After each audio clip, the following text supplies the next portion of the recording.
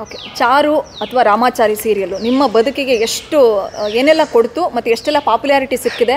ಜನ ಅಂತೂ ಓದಲ್ಲಿ ಬಂದಲ್ಲಿ ಗುರುತಿಸ್ತಾ ಇದ್ದಾರೆ ಆಫ್ಕೋರ್ಸು. ಬಟ್ ಎಷ್ಟು ಬದಲಾಯಿತು ಲೈಫು ಆ ರಾಮಾಚಾರಿ ಅನ್ನುವಂಥದ್ದು? ಯಾಕಂದರೆ ರಾಮಾಚಾರಿ ಹೆಸರಿಟ್ಕೊಂಡು ಬಂದಂಥ ಸಿನಿಮಾಗಳಿರಲಿ, ರಾಮಾಚಾರಿ ಹೆಸರಲ್ಲಿ ಬಂದಂಥ ಪಾತ್ರಗಳಿರಲಿ, ಎಲ್ಲವೂ ಕೂಡ ಬ್ಲಾಕ್ಬಸ್ಟರ್ ಹಿಟ್ಟು. ರಾಮಾಚಾರಿ, ಚಾರು ಮೀನ್ಸ್ ಚಾರು ಅಲ್ಲ ಚಾರಿ, ಇಲ್ಲಿ ಮಾತ್ರ ನಿಮ್ಮ ಪಾತ್ರದ ಹೆಸರು ಚಾರು. ಎಷ್ಟು ಪ್ಲಸ್ ಆಗಿದೆ ಮ್ಯಾಮ್? ನನಗೆ ರಾಮಾಚಾರಿ ಒಂದು ನನ್ನ ಲೈಫಿನ ಯೂಟರ್ನ್ ಅಂತ ಹೇಳ್ಬೋದು. ಯಾಕಂದರೆ ಒಂದು ಮಿಡಲ್ ಕ್ಲಾಸ್ ಫ್ಯಾಮಿಲಿ ಹುಡುಗಿ, ಅಂದರೆ ನಮ್ಮ ಫ್ಯಾಮಿಲಿಯವ್ರು ಯಾರು ಅಂದರೆ ನನ್ನ ಫ್ಯಾಮಿಲಿ ಅನ್ನೋದಕ್ಕಿಂತ ನಮ್ಮ ಊರಲ್ಲೇ ಯಾರೂ ಆರ್ಟಿಸ್ಟ್ಗಳಿರಲಿಲ್ಲ. ಸೊ ನಾನೇ ಫಸ್ಟ್ ಟೈಮ್ ಧೈರ್ಯ ಮಾಡಿ ಬಂದವಳು.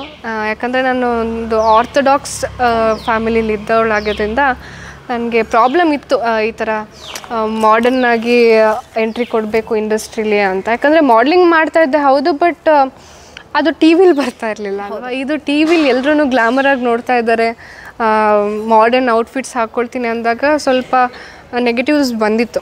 ಬಟ್ ಅದನ್ನೆಲ್ಲ ನಾನು ಪಾಸಿಟಿವ್ ಆಗಿ ತಗೊಂಡು ನನ್ನ ಹೇಗಾಗಿದೆ ಅಂದರೆ ಇವಾಗ ಎಲ್ಲರೂ ಇಷ್ಟಪಟ್ಟು, ಅಂದರೆ ಪ್ರತಿ ನಾನು ಯಾವುದೇ ಒಂದು ಜಾಗಕ್ಕೆ ಹೋದ್ರೂ ಪ್ರೀತಿಯಿಂದ ಮಾತಾಡಿಸ್ತಾರೆ. ಆ್ಯಂಡ್ ಮುಂಚೆಲ್ಲ ಬೈತಾಯಿದ್ರು, ನೀವಮ್ಮ ಯಾವಾಗಲೂ ರಾಮಾಚಾರಿಗೆ ಟಾರ್ಚರ್ ಕೊಡ್ತಾ ಇರ್ತಾಳೆ, ತುಂಡು ಬಟ್ಟೆ ಹಾಕ್ಕೊಳ್ತಾಳೆ ಅಂತ.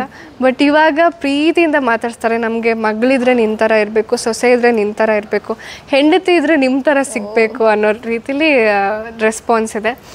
ಅದೊಂಥರ ಖುಷಿ. ಆದರೆ ಇವಾಗ ಅಂದರೆ ಪ್ಯಾಂಪರ್ಡ್ ಹುಡುಗಿ ನನ್ನ ಫ್ಯಾಮಿಲಿಲಿ ಎಲ್ಲದಕ್ಕೂ ಫ್ಯಾಮಿಲಿ ಮೇಲೆ ಡಿಪೆಂಡ್ ಆಗ್ತಿದ್ದವಳು ಇವಾಗ ಫ್ಯಾಮಿಲಿನ ಲೀಡ್ ಮಾಡೋಷ್ಟು ಲೆವೆಲಿಗೆ ಬಂದಿದ್ದೀನಿ.